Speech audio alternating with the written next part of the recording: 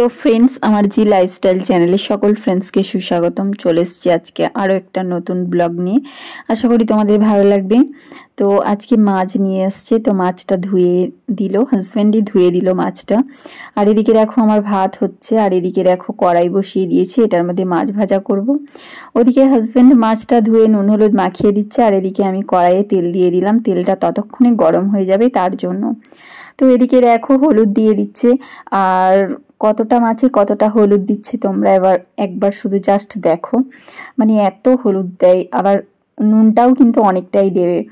মানে নুনটা যে খুব বেশি দেয় তা নয়, কিন্তু হলুদটা যেন বেশি দেয়। যতটা না পরিমাণে হলুদ লাগে তার থেকে অনেক দ্বিগুণ হলুদ দিয়েছে। তো এইভাবেই মাছে নুন হলুদ মাখাই। তো অনেক সময় আমি হাজব্যান্ডকে মাখাতে দিই না, আমি নিজেই মাখাই, কারণ এতটা হলুদের প্রয়োজন নেই, কিন্তু তারপরেও না অতটা করে হলুদ দেয় মাছে।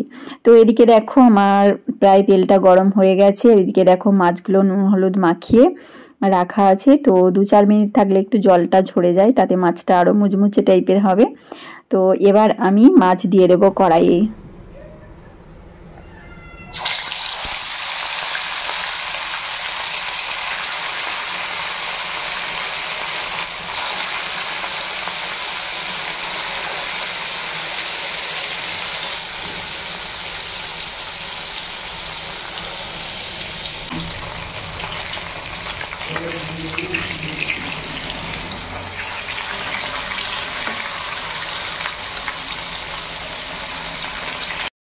এদিকে তো আমার মাছ ভাজা হচ্ছে জোর কদমে। তো মাছগুলো ভেজে নেব, আর ওদিকে ভাতটা হচ্ছে। আর এদিকে মাছ রান্না হবে আলু দিয়ে, মাছের ঝোল হবে প্লেন আলু দিয়ে। একটু মানে একদমই যে রিচ করে হবে তা হবে না, একদমই হালকা পাতলা মাছের ঝোল বানাবো আজকে। তো এদিকে দেখো মাছগুলো একবার মতো ভাজা হয়ে গেল। তো আমি এবার তুলে নেবো, আর এদিকে আদা রসুনটা পেস্ট করছি। আর এদিকে দেখো মাছের ঝোল হবে, তার জন্য পেঁয়াজ আলু একসাথে ভাজতে দিয়ে দিয়েছি। এর ওপরেই মশলা দিয়ে দেবো।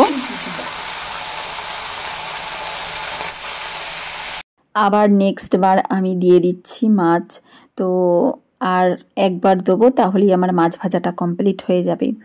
তো ওদিকে কি বলো তো, একটু দেরি হয়ে গেছে, যেহেতু লাঞ্চের টাইমটা আজকে একটু দেরি হয়ে গেছে। এটা কিন্তু দুপুরে লাঞ্চে রান্না হচ্ছে, যেহেতু আজকে সানডে, তাই হাজব্যান্ড তাড়াতাড়ি মাছ নিয়ে বাড়ি চলে এসছে। তো এরপরে আবার হাজব্যান্ড মাছের ঝোল ভাত খেয়ে আবার অফিস যাবে। মানে আজকে দুপুরে খাওয়া দাওয়া করে তারপরে আবার অফিসে যাবে আজকে। তো তার জন্য একটু তাড়াতাড়ি করছি, তার জন্য একদিকে মাছ ভাজা হচ্ছে, আর একদিকে দেখো মাছের মশলা সমস্ত কিছু দিয়ে দিয়েছি, ভাজা হচ্ছে।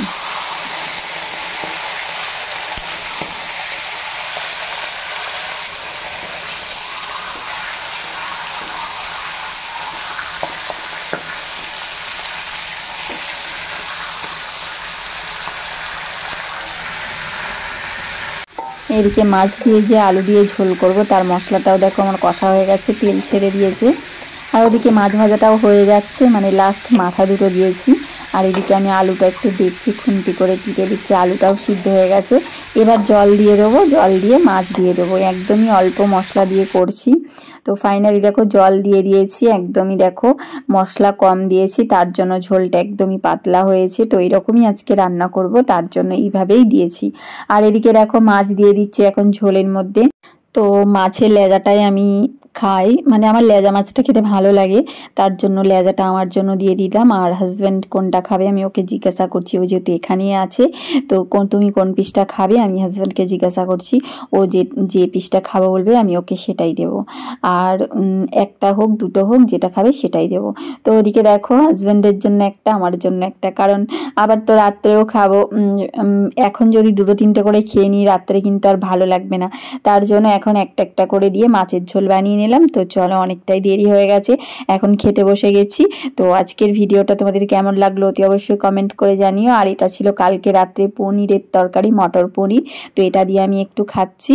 তো চলো সকলকে টাটা, বাই বাই, আবারও ফিরে আসবো নেক্সট ভিডিওতে।